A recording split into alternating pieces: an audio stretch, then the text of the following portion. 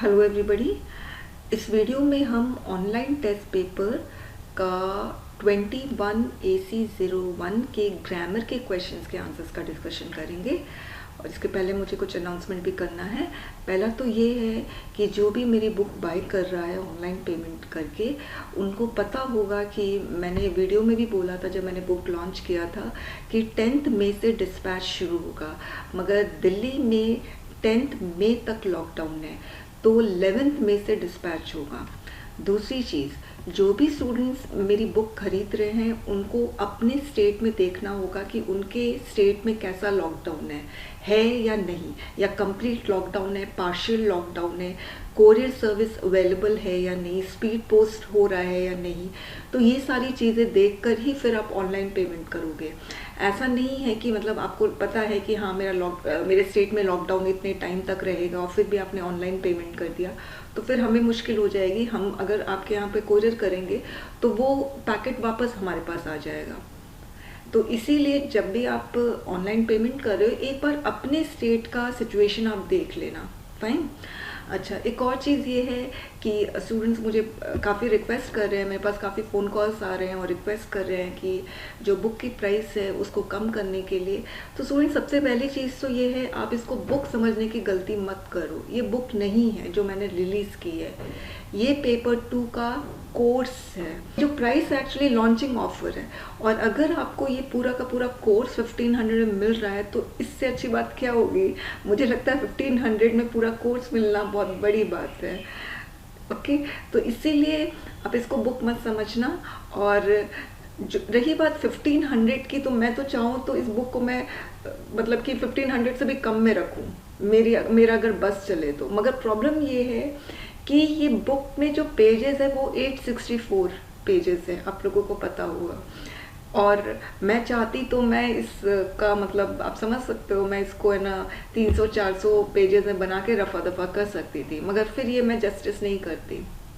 और मैं चाहती थी, जब मैंने ये बुक पर काम करना शुरू किया तो मैं एक ऐसी बुक बनाना चाहती थी जो बुक ना हो, वो पूरी की पूरी कंप्लीट प्रिंटेड कोर्स हो।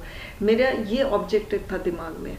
तो ये ऑब्जेक्टिव लेकर जब मैंने बुक पर काम करना शुरू किया तो आप नतीजा देख लीजिए, 864 पेजेस हो गए हैं। तो आप समझ रहे, तो ये पूरा का पूरा कोर्स है और ये वर्थ एवरी पेनी। ओके, तो आप लोग इसमें ना ये मत देखना कि 1500 है, आप ये देखो अच्छा ये कंप्लीट कोर्स है पेपर 2 का, तो इसको हम ले लेंगे तो हमें ही फ़ायदा होगा, इस तरह से सोचो। और ये कंप्लीट कोर्स है, मगर फिर भी मैं कहूँगी कि 1-2 मॉक टेस्ट पेपर ज़रूर से अटेम्प्ट कर लेना पेपर 2 का। फाइन। और ये एक और चीज़ बतानी है, जिन्होंने भी मेरे 21 AC01 का क्वेश्चन पेपर बाय किया है, तो उनको मैं ये बताना चाहती हूँ कि मैं शेड्यूल के अकॉर्डिंग ही मैं क्वेश्चन पेपर रिलीज़ करती हूँ। जैसे अभी तक मैंने 2 टेस्ट पेपर रिलीज़ कर दिए हैं, मगर आपको शेड्यूल के अकॉर्डिंग ऐसा आप में बाउंडेशन नहीं कि शेड्यूल के अकॉर्डिंग ही आपको आंसर पेपर सबमिट करना है या ईमेल मुझे करना है। आप कभी भी कर सकते हो, आप 15 दिन बाद, 2 महीने बाद, 3 महीने बाद, आप अगस्त के पहले पहले आप बस मुझे सबमिट कर दो। ओके। और जिसको आंसर पेपर चाहिए वो इसी वीडियो के डिस्क्रिप्शन बॉक्स में जाएंगे तो 21 AC01 आंसर पेपर का लिंक में क्लिक करके डाउनलोड कर सकते हैं। वैसे ही 21 AC02 आंसर पेपर के लिंक में क्लिक करके 21 AC02 का आंसर पेपर डाउनलोड कर सकते हैं। चलिए शुरू करते हैं। ये है 21 AC01 और इस वीडियो में हम ग्रामर के क्वेश्चंस के आंसर्स का डिस्कशन करेंगे। तो शुरू करते हैं। ग्रामर के क्वेश्चन जो होते हैं वो 25 मार्क्स के आते हैं, जिसमें यूजुअली हम देखते हैं कि कभी 5 मार्क्स कभी 10 मार्क्स पर मेक द सेंटेंसेस आ जाते हैं।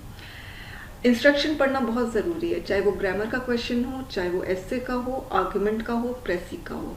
इस पूरे पेपर 2 के क्वेश्चन पेपर में प्रेसी के इंस्ट्रक्शन चेंज होते हैं, हो सकता है आर्गुमेंट के भी इंस्ट्रक्शन चेंज हो जाए, वो भी पढ़ना बहुत ज़रूरी है। और ग्रामर के इंस्ट्रक्शन चेंज होते हैं, तो प्रेसी, आर्गुमेंट और ग्रामर, इन तीनों के इंस्ट्रक्शन चेंज होते हैं। तो आप लोग प्लीज़ इंस्ट्रक्शन, वैसे तो सारा ही इंस्ट्रक्शन पढ़ना चाहिए, मगर इनका ज़रूर से पढ़ें और अच्छे से फॉलो करें।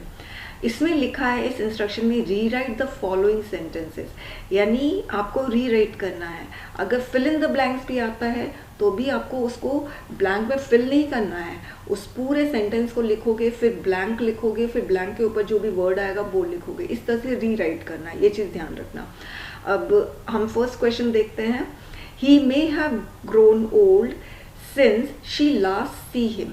तो इसमें लिखा हुआ है write the correct form of verb given in the bracket, यानी इस वर्ब का आपको करेक्ट फॉर्म लिखना है। तो जब भी हम करेक्ट फॉर्म, हमारा वर्ब आता है करेक्ट फॉर्म लिखना होता है, तो उसमें ध्यान रखना कभी कभी ब्रैकेट में आपका बीई आता है। तो जब बीई ब्रैकेट में आता है तो आपके पास चॉइस है एम, इज, आर, वॉज, वर, ये लिखने वाला चॉइस होता है। ओके, जैसे आप विल भी लिख सकते हो और आप कैन बी, कुड बी, यानी मोडाइल के साथ आपको बीई लगाना है।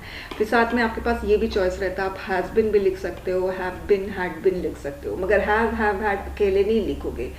जब भी ब्रैकेट में बीई आता है तो हैज़ बिन टुगेदर आएगा। Okay, have been, had been, या विल बी, कैन बी, और या am is, are, was, were, right. यदि आपके ब्रैकेट में हैव आता है तो आपके पास चॉइस रहता है हैज़ लिखने का, हैव लिखने का, हैज़ हैड एक साथ लिखने का, हैव हैड एक साथ लिखने का, या विल हैव लिखने का। और यदि ब्रैकेट में आपका कोई मेन वर्ब आता है, जैसे सी आया है, तो सी का फॉर्म बहुत सारे होते हैं, बहुत सारे तो नहीं होते हैं, 5 फॉर्म होते हैं। जैसे एक सी हो गया, ये V1 फॉर्म है, V2 फॉर्म सॉ हो गया, V3 फॉर्म आपका सीन हो गया, V4 फॉर्म में ING लगा दोगे तो सींग हो जाएगा, V5 फॉर्म सीज हो जाएगा। ओके, फिर उसके बाद टेंस में भी आपको फॉर्म चेंज कर सकते हो। तो जैसे आप हैव सीन कर सकते हो, had seen, is seeing, was seeing, okay, had been seeing. तो इस तरह से टेंस वाले वर्ब्स भी आप लेकर आ सकते हो। फाइन। अब इसमें लिखा he may have grown old since she last saw him. तो हमेशा ध्यान रखना स्टूडेंट्स, यदि सिंस टाइम इंडिकेट कर रहा है, टाइम इंडिकेट करने का मतलब जैसे मैं लिख रही हूँ I have been writing book since last year, तो यहाँ पर सिंस टाइम इंडिकेट कर रहा है, यानी पिछले साल से मैं बुक लिख रही हूँ। फाइन। तो जब भी सिंस टाइम इंडिकेट करता है, इसका मतलब सिंस का एक और मतलब भी हो सकता है। एक सिंस का मतलब होता है बिकॉज, जैसे he didn't go to school because he was feeling unwell, तो मैं यहाँ बिकॉज की जगह सिंस भी लगा सकती हूँ। He didn't go to school since he was feeling unwell, right. तो सिंस का मतलब बिकॉज होता है। तो मैं जब सिंस का मतलब बिकॉज होता है तो मैं इस रूल के बारे में बात नहीं कर रही हूँ, मैं बात कर रही हूँ जब सिंस का मतलब टाइम होता है। जब सिंस टाइम इंडिकेट करता है तब ध्यान रखना, सिंस के बाद यदि कोई सेंटेंस आता है तो वो सिंपल पास्ट वाला सेंटेंस होगा। यदि सिंस के बाद कोई सेंटेंस नहीं आता है तब तो कोई टेंशन वाली बात ही नहीं है। I have been working on this book since last year, तो सिंस के बाद कोई सेंटेंस नहीं आया, कोई प्रॉब्लम नहीं है। मगर यदि सिंस के बाद सेंटेंस आता है तो वो सेंटेंस सिंपल पास्ट में होगा। तो सिंपल पास्ट का स्ट्रक्चर आपको ध्यान रखना है, सब्जेक्ट प्लस V2, ये सिंपल पास्ट का स्ट्रक्चर है। तो सी V1, saw V2, scene V3। Okay, तो यहाँ पर आप देख रहे हैं सिंस के बाद एक सेंटेंस आया है। सेंटेंस का मतलब क्या होता है, उसमें सब्जेक्ट होना चाहिए और वर्ब होना चाहिए। तो आप देख रहे हैं सब्जेक्ट है शी और वर्ब है सी। फाइन। तो ऐसे केस में सिंस के बाद यदि टाइम इंडिकेट कर रहा है तो आपका सिंस के बाद सिंपल पास्ट होगा। तो यहाँ सी की जगह आप सॉ लिखोगे, तो ये कंप्लीट सेंटेंस लिखोगे यहाँ पर, he may have grown old since she last saw him. Next देखिए, she will have finished the work, change the voice. अब इसमें वॉइस चेंज करना है तो मैंने अपने लास्ट ईयर के भी वीडियोस में बहुत बार बताया है कि वॉइस चेंज करने का बेसिक रूल हमेशा ध्यान रखना। तो मैं वो बेसिक रूल आपको बता देती हूँ। जब भी आप एक्टिव से पैसिव वॉइस करते हो या पैसिव से एक्टिव वॉइस करते हो तो पहली चीज़ आपको ध्यान रखना है कि आप टेंस या टाइम बिल्कुल भी चेंज नहीं करोगे। दूसरी चीज़, आप कभी भी टाइप्स ऑफ सेंटेंस भी नहीं चेंज करोगे। कहने का मतलब है यदि आपका एक्टिव वॉइस पॉजिटिव सेंटेंस है तो आपका पैसिव वॉइस भी पॉजिटिव सेंटेंस होगा। यदि आपका एक्टिव वॉइस नेगेटिव सेंटेंस है तो पैसिव वॉइस भी नेगेटिव, और यदि आपका एक्टिव वॉइस इंटरोगेटिव सेंटेंस है तो पैसिव वॉइस भी इंटरोगेटिव ही होगा। इस चीज़ को आपको ध्यान रखना है। तीसरी चीज़ आप ध्यान रखोगे कि पैसिव वॉइस में हमेशा ऑक्सिलरी वर्ब यूज होता है, चाहे एक्टिव वॉइस में ऑक्सिलरी वर्ब आए या न आए, मगर पैसिव वॉइस में हमेशा ऑक्सिलरी वर्ब यूज होता है। जैसे अगर मैं लिखती हूँ ही सॉ मी, तो ये क्या है, ये एक्टिव वॉइस है, इसमें ऑक्सिलरी वर्ब नहीं है। तो एक्टिव वॉइस में ऑक्सिलरी वर्ब हो भी सकता है, नहीं भी हो सकता, मगर पैसिव वॉइस में हमेशा ऑक्सिलरी वर्ब होता है। ये चीज़ आपको ध्यान रखनी है। चौथी चीज़, पैसिव वॉइस में हमेशा हमेशा without any exception verb form third use होता है। जैसे चूज, चोज, चोजन, तो चोजन क्या है, verb form third. Go, went, gone, teach, taught, taught, fine. Sing, sang, sung, sing, sang, संग। तो इस तरह से वर्ब फॉर्म थर्ड होता है। तो आपको ध्यान रखना है कि पैसिव वॉइस जब भी आप यूज करते हो हमेशा वर्ब फॉर्म थर्ड यूज करोगे। फिफ्थ में, जब भी आप एक्टिव से पैसिव वॉइस चेंज करते हो तो आप कभी भी कोई वर्ड डिलीट मत करना। जैसे कहने का मतलब ए है, एन लगा है, द लगा है, दिस लगा है, माइंड लगा है, ये वर्ड्स आप डिलीट मत करना, वरना आपको मार्क्स नहीं मिलेंगे। फाइन। अच्छा, अब स्टूडेंट्स को यही नहीं समझ में आता है कि आइडेंटिफाई कैसे करें कि कोई गिवन सेंटेंस एक्टिव वॉइस है या गिवन सेंटेंस पैसिव वॉइस है। तो एक और प्रॉब्लम स्टूडेंट्स की होती है आइडेंटिफिकेशन की। फाइन। तो याद रखना, एक्टिव वॉइस जो है ना हमेशा टेंस के स्ट्रक्चर को फॉलो करता है, इसके लिए टेंस जानना बहुत ज़रूरत है। इनफैक्ट मैं आपको बता दूं, पूरे इंग्लिश ग्रामर जो उसका फाउंडेशन है वो वर्ब है, और नेक्स्ट फाउंडेशन आपका टेंस है।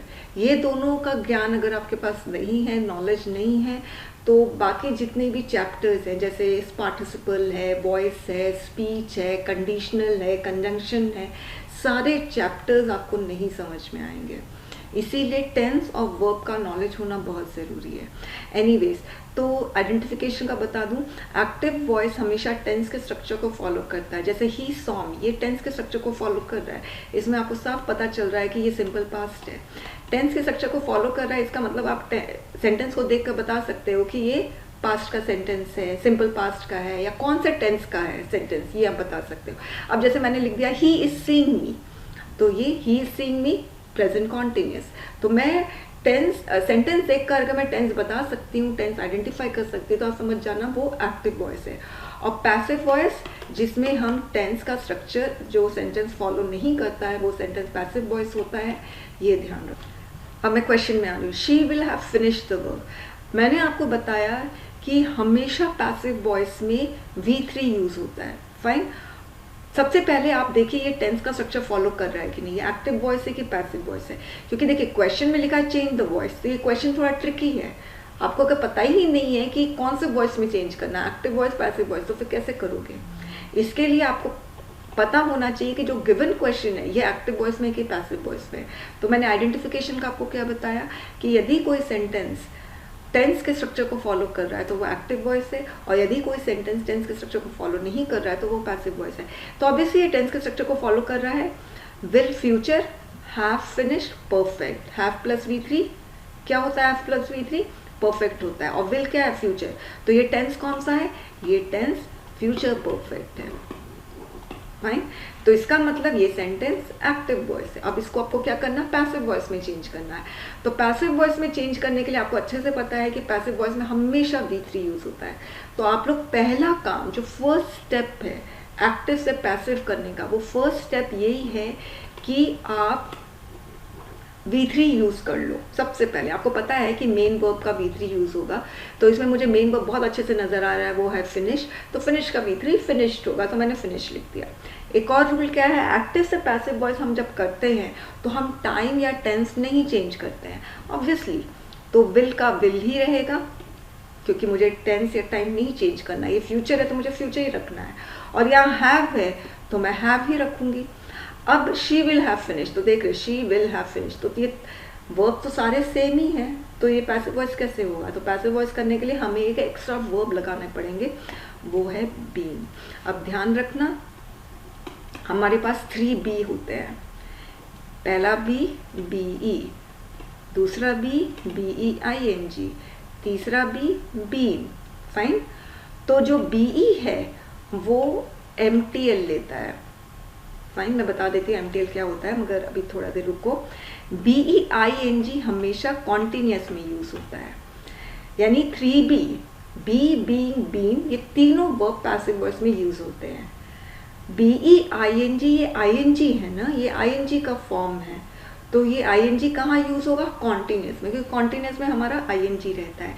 जैसे अगर मैं लिखती हूँ शी इज फिनिशिंग, फिनिशिंग अगर ऐसे लिख दिया, कुछ भी लिख दिया, शी इज फिनिशिंग, तो क्या होगा? फिनिशिंग का फिनिश्ड लिख दोगे, और सिंस ये ING है, मैं पैसिव वॉइस कर रही हूँ, सिंस ये ING है तो ING का क्या लिख दोगे? BEING।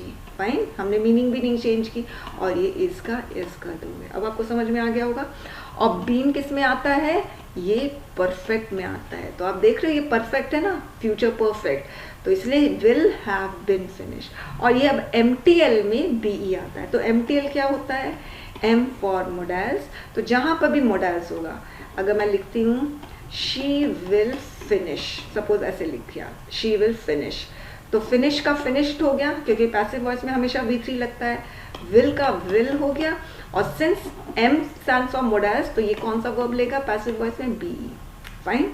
अब वैसे ही TO2 है, MTL में T क्या है? टू, तो अगर आपको टू भी दिखता है तो भी आप BE लगाओगे। शी इज टू फिनिश, अगर सपोज ऐसे लिखा, तो फिनिश का फिनिश्ड हो गया, क्योंकि पैसिव वॉइस में हमेशा V3 लगता है, टू लगाना पड़ेगा, और उसके बाद B, टू बी फिनिश्ड, और इज का इज, क्योंकि हम टेंस या टाइम नहीं चेंज करते, तो is to be finished. Got it. और L होता है let, let him finish, suppose ऐसे लिखा let him finish this work, suppose ऐसे हुआ let him finish this work, तो let this work be finished, तो आ गया ना BE। तो इस MTL को ध्यान रखना, मोडाइल्स टू और लेट, ये तीनों पैसिव वॉइस में BE लेता है, ये तीनों वर्ड्स मोडाइल्स टू और लेट, कंटिन्यूस में BEING और परफेक्ट में बीन। फाइन। अब देखो विल हैव बीन फिनिश्ड हो गया। अब द वर्क, द डिलीट नहीं करोगे, द वर्क बहुत मेसी हो रहा है, the work will have been finished by her, इस तरह से होगा।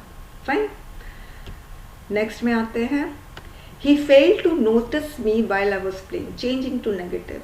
तो ट्रांसफॉर्मेशन चाहे एक्टिव टू पैसिव हो, डायरेक्ट हो, इनडायरेक्ट हो, या डिग्री वाला ट्रांसफॉर्मेशन हो, पॉजिटिव डिग्री से कंपैरेटिव, कोई भी ट्रांसफॉर्मेशन हो, सिंपल से कंपाउंड, मीनिंग नहीं चेंज होना चाहिए। तो जो नेगेटिव, असर्टिव, एफर्मेटिव है, ये बहुत डिटेल चैप्टर है, और जो मेरी फर्स्ट एडिशन की बुक थी उसमें भी मैंने ये चैप्टर बहुत अच्छे से इलैबोरेटली एक्सप्लेन किया था, और सेकेंड एडिशन में तो ऑब्वियसली रहेगी ही रहेगी, तो यहाँ पर मैं एक्सप्लेन नहीं कर पाऊँगी। तो जिसके पास भी फर्स्ट एडिशन की मेरी बुक है, जो सॉफ्ट कॉपी मैंने रिलीज़ की थी, उसमें ये चैप्टर बहुत डिटेल में है, तो आप लोग उसको पढ़ लेना। अब ये है ही फेल टू नोटिस मी, और इसको मुझे नेगेटिव में चेंज करना है, तो नेगेटिव में नॉट आता है, तो ये फेल्ड है, इसमें मुझे नॉट लगाना पड़ेगा। फाइन। अब एक चीज़ इसमें ध्यान रखना, नॉट का रूल बहुत इंपॉर्टेंट है।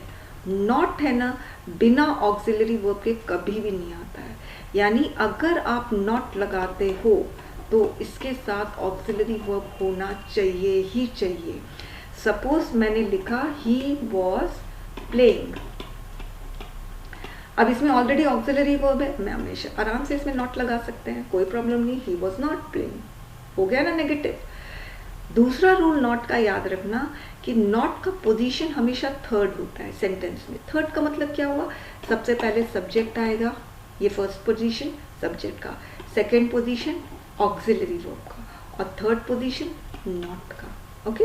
और इसके अलावा कुछ और वर्ड्स आते हैं तो उसको छोड़ दो। अगर मैं थर्ड पोजीशन बोल रही तो फर्स्ट पोजीशन सब्जेक्ट का होगा, सेकेंड पोजीशन ऑक्सिलरी वर्ब का, और फिर थर्ड पोजीशन आपका नॉट का आएगा। अब ही और वॉज के बीच में अगर कोई वर्ड आ गया तो उसको नहीं गिनना है। Fine, okay. तो पोजीशन नॉट का जो होगा वो थर्ड होगा, ये चीज़ ध्यान रखना। अब मैंने आपको ये रूल बताया कि नॉट जो है वो हमेशा ऑक्सिलरी वर्ब के साथ आता है। आप ऐसे नहीं करोगे, नॉट लगा दोगे और ऑक्सिलरी वर्ब नहीं रहेगा तो फिर प्रॉब्लम वाली बात है। तो अब जैसे ये वाला ही फेल्ड, अब इसको मुझे नेगेटिव बनाना है तो मुझे इसमें नॉट लगाना पड़ेगा, इसमें ऑक्सिलरी वर्ब नहीं है, ये प्रॉब्लम है। तो ऐसा भी होता है कि कभी कभी जब आपको नॉट लगाना होता है तो आपको ऑक्सिव वर्ब दिख जाता है, जैसे यहाँ पर दिख रहा है। और कभी कभी ऐसा भी होता है कि आपको नॉट लगाना और ऑक्सिव वर्ब नहीं दिखे, और मगर आपको नॉट लगाना ज़रूरी है। तो ऐसे केस में क्या करोगे, 3D की मदद लोगे। 3D क्या होता है, डू, डज, डिड। ये बहुत इंपॉर्टेंट रूल है कि अगर आपको नॉट लगाना है और आपके पास ऑक्सिव वर्ब नहीं है तो ऐसे केस में हमेशा 3D की मदद लेते हैं। Do, does, did. Did past होता है, डज प्रेजेंट सिंगुलर, एस लगा है, और डू। और ये 3D के बाद इमीडिएटली बाद यदि कोई वर्ब आएंगे तो V1 और हैव इमीडिएटली बाद। ओके, अब देखो ही फेल्ड है, ही फेल्ड टू नोटिस में मैं मीनिंग नहीं चेंज कर सकती। इसका मतलब क्या है, उसने मुझे नहीं देखा। ही फेल्ड टू नोटिस यानी नहीं देखा, नोटिस ही नहीं किया। तो हम इसको कैसे करेंगे, ही डिड नॉट। डिड क्यों लगाया है, पहला रीज़न कि इसमें कोई ऑक्सिव वर्ब नहीं है और मुझे नॉट लगाना है, और जब ऑक्सिव वर्ब नहीं होता है तो हम 3D की मदद लेते हैं। तो हमने डू की मदद क्यों नहीं ली, हमने डज की मदद क्यों नहीं ली, इसलिए नहीं ली क्योंकि यहाँ पर फेल्ड पास्ट है तो मुझे सिर्फ पास्ट का ही वर्ब लगाना होगा। क्योंकि ट्रांसफॉर्मेशन जब हम करते हैं तो हम डायरेक्ट इनडायरेक्ट को छोड़ दो, इसको छोड़ने के अलावा आप जितने भी ट्रांसफॉर्मेशन है, चाहे वो डिग्री का हो, चाहे वो वॉइस का हो, चाहे वो सिंपल कंपाउंड का हो, आप टेंस नहीं चेंज कर सकते हो। तो he did not, failed past है तो डिड लगाए, डिड नॉट। अब 3D के इमीडिएट बाद V1 आता है तो notice, he did not notice me while I was playing. Okay, they said long live the Indo Russian friendship. अब ये डायरेक्ट इनडायरेक्ट है, तो डायरेक्ट इनडायरेक्ट का मैं आपको कुछ रूल्स बता देती हूँ, वो ध्यान रखोगे आप। देखिए, जब भी आप डायरेक्ट से इनडायरेक्ट स्पीच करते हो तो आपको 3 कंपोनेंट्स में चेंज लेकर आने होते हैं। एक कंपोनेंट होता है रिपोर्टिंग, रिपोर्टिंग वर्ब होता है, दूसरा होता है कंजंक्ट, और तीसरा होता है रिपोर्टिंग स्पीच। रिपोर्टिंग वर्ब क्या होता है, जैसे लिखा ही सेड, कॉमा, उसके बाद ये जो कंजंक्ट होता है वो एक्चुअली इनडायरेक्ट स्पीच में होता है। अब मैं डायरेक्ट स्पीच में कोई कंजंक्ट नहीं होता है, डायरेक्ट स्पीच में सीधे रिपोर्टिंग स्पीच आ जाएगा, सीधे reporting speech, he is good. तो जब आप इसका इनडायरेक्ट स्पीच करोगे तो ऑब्वियसली आप 3 कॉम्पोनेंट्स में चेंज लेकर आओगे। एक तो ही सेड, जब बोला जाता है तो उसको रिपोर्टिंग वर्ब कहते हैं। फिर कंजंक्शन, कंजंक्शन क्या करता है, ही सेड एक सेंटेंस है, ही इज गुड दूसरा सेंटेंस है, और दोनों को कंजंक्ट ज्वाइन करता है, फाइन। और फिर he is good reporting speech. तो आपको 3 कॉम्पोनेंट्स में चेंजेस लेकर आने होंगे। रिपोर्टिंग स्पीच में बहुत लोगों को पता है कि इसमें टेंस का चेंज आता है, इसमें टाइम का चेंज आता है, येस्टरडे का day I mean the previous day हो जाता है, प्लेस का चेंज आता है, हियर का देयर हो जाता है, फिर प्रोनाउन का चेंज आता है, जैसे आई का शी हो सकता है, ही हो सकता है। ओके, ये सारे चेंजेस होते हैं। तो इतना डिटेल तो मैं इसमें बता नहीं पाऊँगी, मगर और आपको ध्यान रखना है कि टेंस और टाइम जो चेंज होता है रिपोर्टिंग स्पीच में वो डिपेंड करता है रिपोर्टिंग वर्ब में। टेंस और टाइम चेंज होगा या नहीं होगा वो डिपेंड करेगा रिपोर्टिंग वर्ब का। रिपोर्टिंग वर्ब अगर पास्ट में है तभी आप रिपोर्टिंग स्पीच का टेंस और टाइम चेंज कर सकते हो, अदरवाइज प्रेजेंट में है या फ्यूचर में है रिपोर्टिंग वर्ब तो रिपोर्टिंग स्पीच का टेंस और टाइम नहीं चेंज कर सकते हो। अब देखिए, इनडायरेक्ट स्पीच और डायरेक्ट स्पीच में बहुत लंबे लंबे और बहुत बड़े बड़े रूल्स है, उतना मैं यहाँ पर नहीं बता पाऊंगी। देखिए, they said long live the Indo Russian friendship, तो दे सेट क्या है, रिपोर्टिंग वर्ब, ये क्या है, रिपोर्टिंग स्पीच है। अब ये पास्ट है, आप देख रहे हो रिपोर्टिंग वर्ब, तो ऑब्वियसली आप इसमें चेंज लेकर आओगे। अब जितने भी टेस्ट पेपर्स मुझे स्टूडेंट्स के मिले हैं, एक बहुत बड़ी गलती स्टूडेंट्स कर रहे हैं, वो क्या है वो मैं आपको बता दूं। अब जब हम बोल रहे हैं long live the Indo Russian friendship, तो यहाँ पे प्रे किया जा रहा है, प्रार्थना हो रही है। तो चाहे जब प्रार्थना होती है या ब्लेसिंग होती है तो हमेशा ध्यान रखना मे हमेशा यूज होता है। मे हिडन है इसमें, आप देख रहे हो मे यूज नहीं हो रहा है, हिडन है, मगर वो रहता है। May Indo Russian friendship live long, actually ये ऐसे है, मे वर्ब आ गया, Indo Russian friendship live long, इस तरह से है, राइट। जैसे मैं बोलती हूँ गॉड ब्लेस यू, तो गॉड ब्लेस यू में मे छुपा हुआ है, मे गॉड ब्लेस यू मैं बोल रही हूँ। ओके, तो हमेशा ये चीज़ ध्यान रखना। तो ये जो मे है, ये हिडन में जो यहाँ है, ये हमेशा इनडायरेक्ट स्पीच में माइट में चेंज हो जाएगा। तो ऐसे हम लिखेंगे दे प्रेड लिखा, उसके बाद मैंने कनेक्टर दैट लगाया। तो फर्स्ट कंपोनेंट रिपोर्टिंग वर्ब में मैंने चेंज क्या लेकर आई, मैं सेड को प्रेड कर दिया। उसके बाद दोनों सेंटेंस को ज्वाइन करने के लिए मैंने कंजंक्शन यूज़ कर दिया दैट। तो कहीं कहीं इंटरोगेटिव सेंटेंस होता है तो दूसरा कंजंक्शन यूज़ होता है, उस पर मैं नहीं आ रही हूँ फिलहाल, इसको देखिए। तो दैट लगा दिया, दैट कंजंक्शन है तो ऑब्वियसली इसके बाद हमेशा, कंजंक्शन के बाद हमेशा सब्जेक्ट आना चाहिए। तो मे हिडन है तो मे नहीं आ सकता, क्योंकि कंजंक्शन के बाद कभी आपका वर्ब नहीं आएगा। कंजंक्शन के बाद नया सेंटेंस शुरू होता है, इसीलिए कंजंक्शन के बाद आपका हमेशा सब्जेक्ट आएगा। तो इसमें सब्जेक्ट कौन सा है? Indo Russian. तो सब्जेक्ट हमने इंडो रशियन लिख दिया। Fine. They prayed that Indo Russian friendship, ये पूरा का पूरा सब्जेक्ट हो गया। उसके बाद सब्जेक्ट आ गया, सब्जेक्ट के बाद क्या आता है? वर्ब आता है, माइट लिव लॉन्ग और फुल स्टॉप। इनडायरेक्ट स्पीच में हमेशा फुल स्टॉप रहता है, चाहे डायरेक्ट स्पीच में क्वेश्चन मार्क हो, एक्सक्लेमेटरी मार्क हो, व्हाटएवर, मगर इनडायरेक्ट स्पीच में हमेशा फुल स्टॉप। अब देखिए, we eat so that we may live, एक बहुत सिंपल सादा सा रूल है, वो ये है, सो दैट अपने साथ दो वर्ब लेता है, मे और माइट। ये एक तरीके का पेयर है कि हाँ, सो दैट अगर आता है किसी सेंटेंस में या तो मे लेगा या तो माइट लेगा। मे लेगा जब प्रेजेंट होगा सब्जेक्ट का टाइम, और माइट लेगा जब सब्जेक्ट का टाइम पास्ट होगा। वी ईट, ईट क्या है? प्रेजेंट है, तो आपका मे होगा। ओके, मगर इसको रीराइट करोगे, पूरा का पूरा लिखोगे। Next, the problem is so complicated that no one can solve it. तो सो दैट, इसका मतलब क्या हुआ? इतना कॉम्प्लिकेटेड है कि कोई सॉल्व नहीं कर सकता। ओके, तो यहाँ पर टी डबल ओ और टू, ये भी यही मीनिंग कन्वे करता है। तो ऑब्वियसली तो जो सो है इसके बदले क्या लिखोगे? Too. The problem is too complicated. अब फिर ये दैट हटा देना है, क्योंकि दैट इसलिए हटेगा क्योंकि सो का पेयर होता है दैट, इसीलिए। पहली चीज तो सो का पेयर दैट होता है। दूसरी चीज है दैट आपका कंजंक्शन है, तो कंजंक्शन के बाद हमेशा नया सेंटेंस शुरू होता है, नया सेंटेंस में हमेशा सब्जेक्ट आएगा फिर वर्ब आएगा। तो देखिए, दैट कंजंक्शन है, कंजंक्शन के बाद नो वन क्या हो गया? सब्जेक्ट हो गया, और कैन क्या हो गया? वर्ब हो गया। फाइन। मगर यहाँ पे टी और टू जो है ये कंजंक्शन नहीं है, ये इन्फिनिटिव है, तो इसके बाद आपका V1 आना चाहिए। तो डिफरेंस आपको समझ में आ गया। पहला डिफरेंस है सो के साथ दैट लगता है और टी डबल ओ के साथ टी ओ टू लगता है। दूसरा ये है दैट कंजंक्शन है, तो कंजंक्शन के बाद नया सेंटेंस आता है। टी ओ टू कंजंक्शन नहीं है, इन्फिनिटिव है, इसलिए इसके बाद V1 आता है, और मीनिंग एकदम सिमिलर है। तो हम इसको कैसे करेंगे? This problem is too complicated, complicated लिख दिया, उसके बाद सीधे टू लिखो, और टू के बाद V1 आएगा, तो ये सॉल्व लिख दो, to solve it. Very simple. London is one of the biggest cities of the world. यहाँ पे देखिए, one of the biggest cities है, इसका मतलब लंदन के अलावा कई और सिटीज है जो लंदन के जैसे ही बिग है। इसका मतलब तो यही है ना, वन ऑफ द बिगेस्ट है। अगर सपोज लिखा होता लंदन इज द बिगेस्ट, इसका मतलब ये है कि लंदन के अलावा कोई सिटी इतनी बिग नहीं है जितनी कि लंदन है, वो एकदम बिगेस्ट है पूरे दुनिया में, राइट।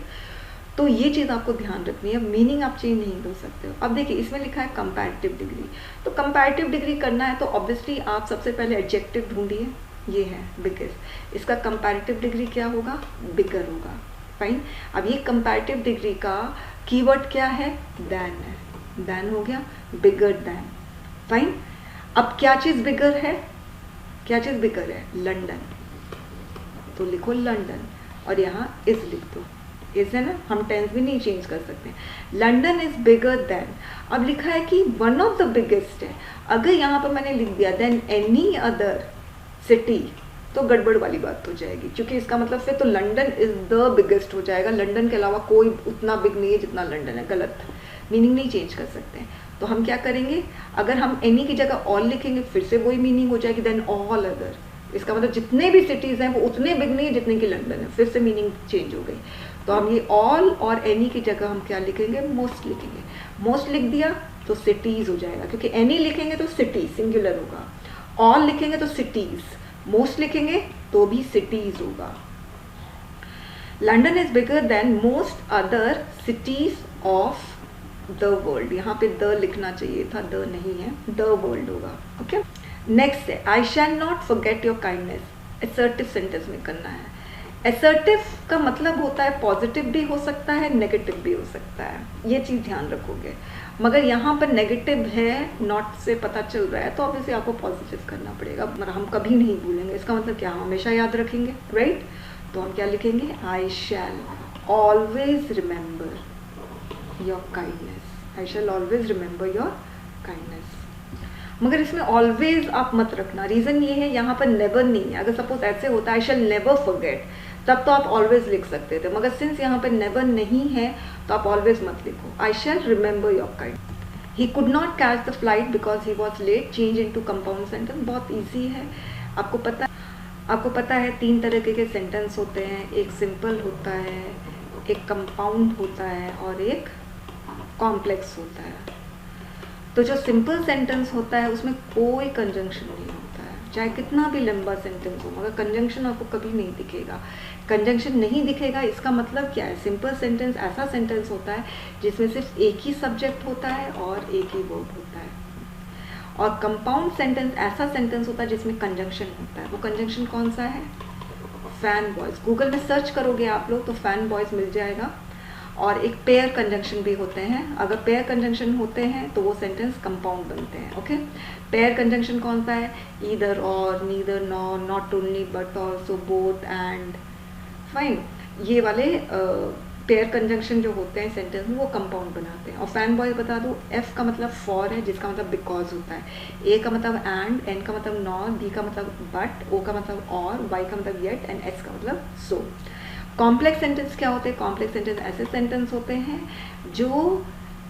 जिसमें ये सारे कंजंक्शन के अलावा सारे और कंजंक्शन होते हैं, जैसे बिकॉज है, इफ है, अनलेस है, ये जितने वेयर है, हु है, ये सारे कंजंक्शन जो है वो सारे कॉम्प्लेक्स हैं। इसमें he could not catch the flight because he was late, इसको कंपाउंड सेंटेंस में करना है। तो आप बहुत तरीका है करने का, इसमें रीज़न बता रहा है, तो रीज़न फैन बॉयज़ में जो रीज़न बताता है वो फॉर है, और आप सो भी लिख सकते हो। ओके, तो अगर आप फॉर लिखोगे तो सिंपली आप फॉर यहाँ बिकॉज के जगह आप फॉर लिख सकते हैं, could not catch the flight for he was late, very simple हो गया कंपाउंड। सो अगर लिखना है तो आप ऐसे लिखोगे, ही वॉज लेट, आपको उल्टा करना पड़ेगा। सो का मतलब क्या है, इसलिए, ही वॉज लेट इसलिए, so he could not catch the flight. Okay, ध्यान रखना, मैंने एक चीज़ देखी है, नोटिस की है कि आप लोग जब ग्रामर का रीराइट करते हैं या खुद भी कोई सेंटेंस फ्रेम करते हैं तो आप स्पेलिंग मिस्टेक करते हो। फ्लाइट की स्पेलिंग मिस्टेक कर दिया, पंचुएशन देना भूल गए, लास्ट पे फुल स्टॉप, तो मार्क्स नहीं मिलेंगे।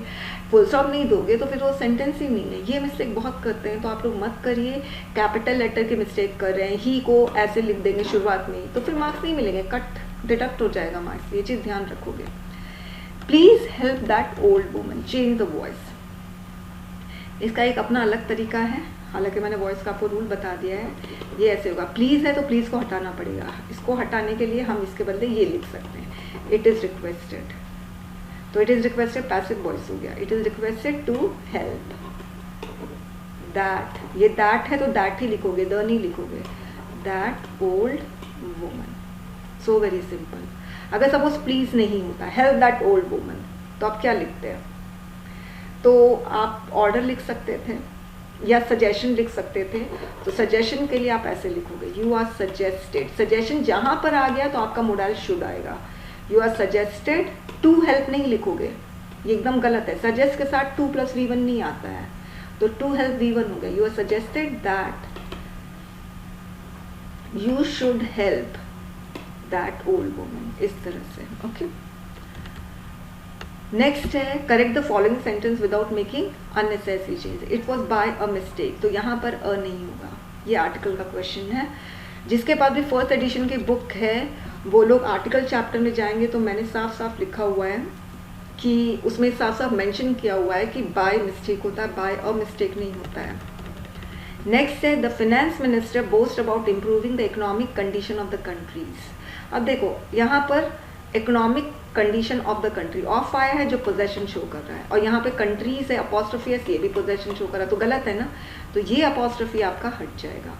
तो होगा the finance minister boast about improving the economic condition of the country, full stop. Okay, अब उन स्टूडेंट्स जिन्होंने फाइनेंस मिनिस्टर में एफ स्मॉल किया है उसको मार्क्स नहीं मिले, मिनिस्टर में एम स्मॉल किया है उसको मार्क्स नहीं मिले। अरे साफ साफ देखो क्वेश्चन में जब कैपिटल लेटर है तो आप स्मॉल क्यों लिख रहे हो? Women after women climbed the rostrum to speak against the cruel practices of dowry and bride burning। अब यहाँ पर ये आपका पूरा का पूरा सब्जेक्ट हुआ women after women, और climbed क्या हो गया? ये आपका verb हो गया, और women after women क्या हो गया? सब्जेक्ट हो गया। तो एक रूल ये कहता है अगर दो सिमिलर सब्जेक्ट women women दो सिमिलर सब्जेक्ट ज्वाइन हो रहे हैं preposition से आफ्टर, तो दोनों सिमिलर सब्जेक्ट हमेशा सिंगुलर होना चाहिए। तो सिंगुलर क्या होगा? Woman after woman. आप ई हटा दोगे, ई क्या होता है? प्लूरल हो गया ना, man singular, men plural, woman singular, women plural. वैसे गर्ल आफ्टर गर्ल, ओके, ठीक है। तो दो सब्जेक्ट, दो सिमिलर सब्जेक्ट यदि प्रेपोजिशन से जुड़े हो तो दोनों सिंगुलर होना चाहिए। इस पे वैसे एक और रूल ये है, तब आपका सब्जेक्ट आपका है ना, उसको पूरा का पूरे सब्जेक्ट को हम सिंगुलर मानते हैं, तो फिर जो वर्ब भी यूज होगा वो सिंगुलर होगा। एक और इसमें रूल है, जब दो सिमिलर सब्जेक्ट प्रेपोजिशन से जुड़े होते हैं तो दोनों सिमिलर सब्जेक्ट में आप कोई भी आर्टिकल यूज नहीं कर सकते। ये एक और एरर पूछा जाता है। फिर नेक्स्ट है the idea of introducing genes to correct heritable and other disorders are revolutionary. इसके बाद फुल स्टॉप लगना चाहिए था। अब आप देखिए इसमें वर्ब कौन सा है? आर है। इसके पहले ये ट्रू वर्ब है आर, यानी असली वर्ब है। इसके पहले ये पूरा का पूरा क्या हो गया आपका? ये पूरा का पूरा आपका सब्जेक्ट हो गया। देखिए सब्जेक्ट कितना बड़ा है, कितने वर्ड्स है सब्जेक्ट में गिनी? 1 2 3 4 5 6 7 8 9 10 11 वर्ड्स के सब्जेक्ट हैं। तो सब्जेक्ट इतने बड़े होते हैं और हमें बहुत परेशान भी करते हैं कि भाई इतना लंबा सब्जेक्ट है। अब इस इतने सारे वर्ड्स में हम कौन सा असली सब्जेक्ट माने जिसके अकॉर्डिंग हम वर्ब को एडजस्ट करें? ऑब्वियसली हम इस पूरे 11 वर्ड्स को एक अकेला सब्जेक्ट नहीं मानेंगे जिसपे हम वर्ड्स को वर्ब को हम एडजस्ट कर सके ऑब्वियसली। तो आप थोड़ा सोचोगे ना कि हम इस डिसऑर्डर्स को असली सब्जेक्ट माने क्या? ये ट्रू सब्जेक्ट है क्या जिसके अकॉर्डिंग हम वर्ब को एडजस्ट कर रहे हैं? हमें अच्छे से पता है कि यदि सेंटेंस में सब्जेक्ट और वर्ब होता है तो एडजस्टमेंट होना चाहिए सब्जेक्ट और वर्ब का, ठीक है। यदि कैसे एडजस्टमेंट करेंगे? यदि सब्जेक्ट सिंगुलर है तो वर्ब भी सिंगुलर होगा, यदि सब्जेक्ट प्लूरल है तो वर्ब भी प्लूरल होगा, यदि सब्जेक्ट प्रेजेंट है तो वर्ब भी प्रेजेंट होगा, और यदि सब्जेक्ट पास्ट है तो वर्ब भी पास्ट होगा। अब स्टूडेंट्स को ये अच्छे से रूल पता है कि भाई हम वर्ब को सब्जेक्ट के टाइम और सब्जेक्ट के नंबर के अकॉर्डिंग एडजस्ट करते हैं, जैसा सब्जेक्ट वैसा वर्ब, राइट। अब स्टूडेंट्स को लगता है कि भाई 11 वर्ड्स का सब्जेक्ट है तो इसमें हम किसको असली सब्जेक्ट माने? डिसऑर्डर्स को माने, अदर को माने, एंड को माने, हेरिटेबल को माने, करेक्ट को माने, जीन्स को माने, इंट्रोड्यूसिंग को माने, आइडिया ऑफ किसको माने? तो मैंने एक रूल लास्ट ईयर भी बताया था, लास्ट ईयर भी बताया था, अभी भी बता रही हूँ, ध्यान रखना। यदि सब्जेक्ट में आपके प्रेपोजिशंस होते हैं, ओके, वैसे इसमें टोटल मैं आपको बता दूं, ये जो सब्जेक्ट वर्ब एडजस्टमेंट का रूल है इसमें टोटल 7 लेवल्स है, 6 लेवल्स है, ओके। तो मैंने 5 लेवल्स तक तो मैंने अच्छे से समझा दिया। 6th लेवल इस यूट्यूब चैनल में मैंने अपलोड नहीं किया है 6th लेवल, मगर 5th लेवल तक मैंने अपलोड कर दिया है। आप मेरे चैनल के प्लेलिस्ट में जाना, आपको एक प्लेलिस्ट दिखेगा grammar for all competitive exams, उसके अंदर टोटल 34 वीडियोस है। तो अगर आप शुरुआत से शुरू करोगे तो आपको दिखेगा ग्रामर इंट्रोडक्शन, सेंटेंस, और फिर लेवल 5 तक पूरे वीडियोस देख लेना। ग्रामर इंट्रोडक्शन से लेवल 5 तक आपको बहुत अच्छे से समझ में आ जाएगा किस तरह से हम वर्ब को सब्जेक्ट के अकॉर्डिंग एडजस्ट करते हैं। फिलहाल यहाँ पर आप ध्यान रखना, यदि आपको सब्जेक्ट में प्रेपोजिशन दिखता है तो प्रेपोजिशन के पहले जितने भी शब्द आते हैं ना वो सारे के सारे आपके असली सब्जेक्ट होते हैं।